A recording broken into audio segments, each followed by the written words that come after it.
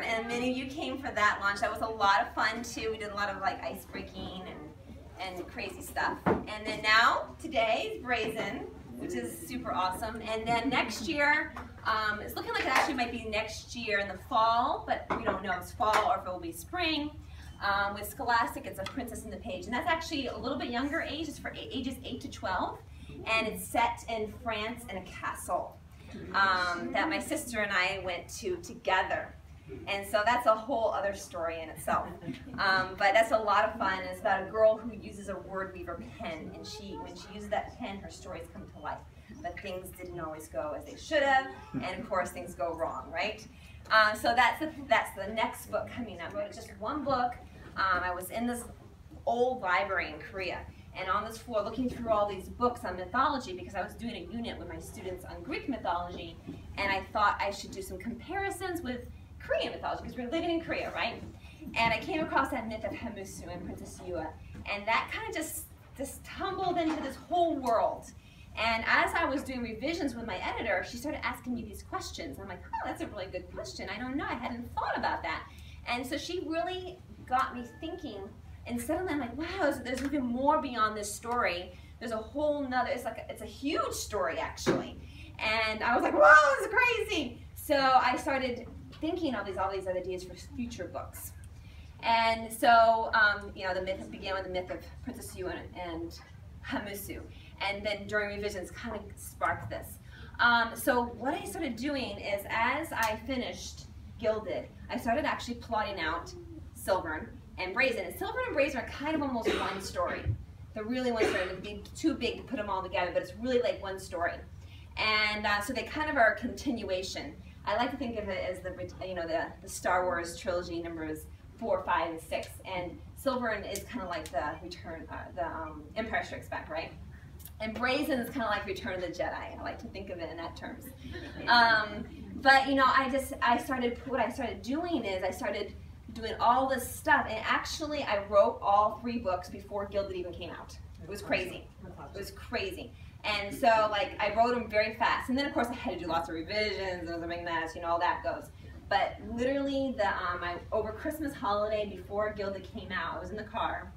And we were driving everywhere, you know, the holidays, you're driving to in-laws' houses, and we went camping with friends, and we went all these different places, and I'm in there in the car writing, and like, literally almost the whole book of Brazen was written in the car, or at soccer tournaments. So that book was written in the car. So on the sidelines of soccer, I'm here typing, and they're like, what's she doing? She's just writing another book, you know. It's crazy. But that's what you do as a mom, right? You just write whenever you can and however you can, because our lives are so busy. These are my characters in the story, and these are were designed by one of the former students at Seoul Foreign School. This whole book, this whole series is really based on students, actual students that are, you know, from Korea. And so one of the girls, I said, can you do the anime for all my characters? And she did all those. I thought she did a really great job. And but you know, as I started going through Gilded, these characters came to life, and they're almost like real people to me. Like I'm hearing them talk. It's weird. And so like they became like my friends as I was writing the story. It became so real. So it was kind of sad when I got to end of Brazen. And you're gonna kind of, if you read the book, you'll kind of feel that sense that I felt. That I got to the end and I'm like, no, I don't want it to end, but it has to end, you know? And there's a snapshot kind of image, and you'll read it at the very end of the book, and you'll see, like, it's kind of like, oh, we want more, but there's no more. But that's kind of how I felt. Like, I didn't want to really leave these characters. I wanted to be with them even beyond the 3rd book, because they were, like, real to me, and I wanted their story to kind of continue, maybe in the reader's mind, too. So when I was working on this series, I realized I had to put together rules for my series, because I wrote all this stuff for Gilded, and so I had to have certain rules, and it made it the world more realistic. So one of the rules that really is integrated in the stories is power corrupts. Too much power can corrupt, and it kind of goes. A lot of that I love because I love Lord of the Rings, and it's kind of the idea of the One Ring. But you know, they have these orbs, and you have the orbs, and too much, you know, a human can't handle the orb, and they can't take too much of it. And so that's the whole thing with Jae when she uses the orbs, it sucks out too much power from her. So I had all these different kind of parameters that I used when I was writing my series. So that was one of the things I loved bringing in. And one of the things I also had to think about is keeping it consistent, because whatever I did for Gilded had to be the same kind of thing in Brazen, right? So I had to make sure it was consistent all the way through. So when I got to Brazen, I'm like, oh my goodness, like, can I do this in Brazen? Like, is that allowed? Because I set the rules in Gilded, right? So I had to make sure it was all put together and it made sense throughout the 3 books. And so another thing I dealt with, because I'm writing book 2 and 3, is info dumps. And I don't know if you guys hate that when you start reading a book, this second book of the series and the 3rd book, and there's like, the author has to tell you all about what happened in the previous book, right? That's so annoying. I didn't want to do that, you know, like that was a really big struggle for me for Silver. And like, how am I going to tell the reader all about Gilded without boring them to death? And then Brazen was even more so, because I had to tell them all about Gilded and Silver. And I love action. If you know anything about me, I love to get going and get running. I love to run. I love just running around and doing everything. And if you hang out with me, you're like, oh my goodness, she's crazy. And that's, my books are kind of a reflection of that. So for Brazen, it starts off with literally her breaking into the intelligence agency in Korea. And she's literally like, you know, throwing things, dealing with mythological creatures in that first page. And she's literally running, and she's got the bow, and she's climbing this building, and she's fighting all these guys within the first few pages. So that was really tricky to do all that, bring it right into the action, and remind people what happened in books 2 and 3. So that was kind of an interesting challenge for me. And then I also had this concept where every rule has an antithesis. So, you know, like she has the orbs, they have a certain power, right? And you use the power, but then you use so much of the power, but then it weakens you as a human, right? So it's kind of like, you know, as humans when we run, and we run, but we can run really fast, but then after a certain amount of time, we can't run fast anymore. We have to stop because we're tired and we're worn out. So that's our limitations. So that kind of goes into this whole idea of this balance. You know, have to have the balance in the story, and that brings a mystery in the story. So another thing I brought in with spirit world and the real world. So there's all these rules for like her spirit world, and then there's rules for the real world. So like in the spirit world, it's all set in the Shilla dynasty, right, in historical Korea. So all the buildings are set in that time period, all the weaponry is set in that time period, swords, and anything from the real world cannot go into the spirit world, right? So they can't connect. So guns don't work in the spirit world, watches, any of that kind of stuff. So they are limited to the different areas.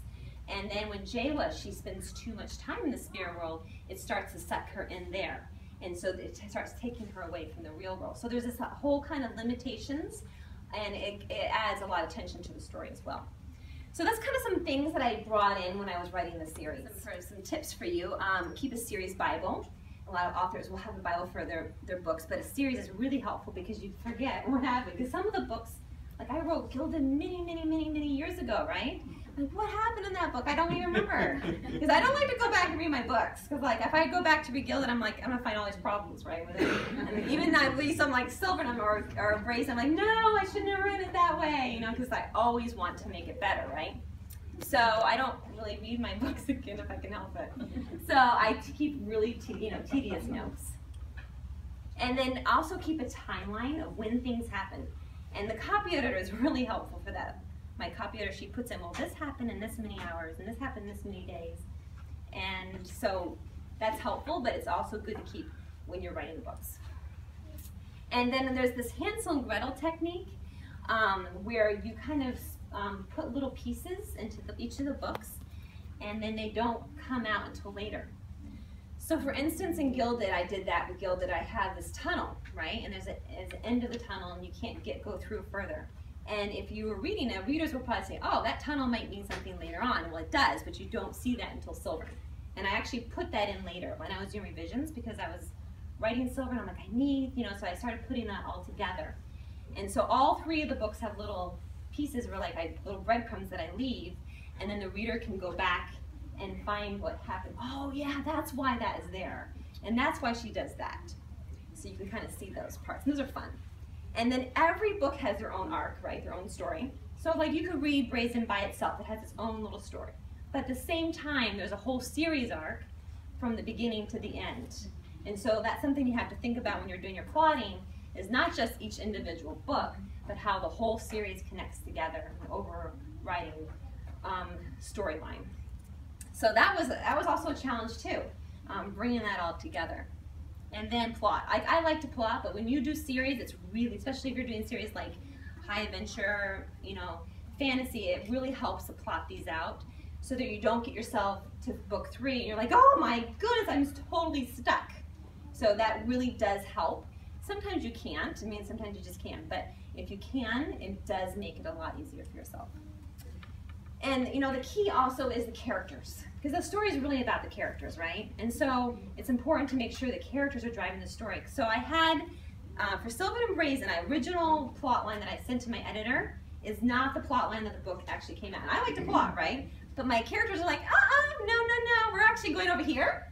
And I'm like, all right. So then I have to go to that direction. So at the same time, the characters have to move the story together. You have to listen to your characters, because that's kind of the natural flow of the story, but at the same time thinking about your overarching theme. And then make your world a reality.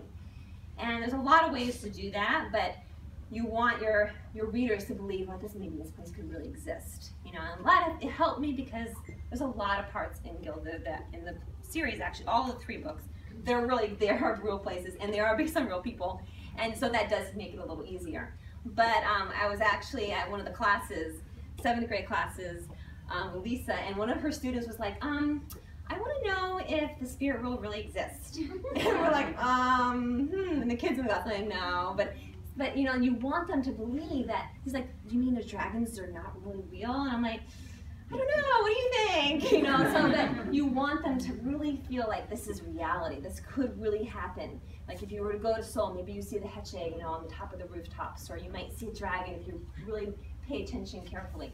So you want them to kind of feel that, have that feeling to it. Implementing my own insane scheme. With these tortured thoughts, I take off in a sprint across the courtyard. The surveillance cameras will pick me up in 1, 2, 3 seconds. The alarms blare. I jab my fists into my pouch and pull out 2 glass vials filled with red vapor. I smash them to the ground on either side. The vapor rises and contorts over the grass. With a blast of crimson light, they erupt into wild hounds, spinning through the air, all claws and snarling and drool.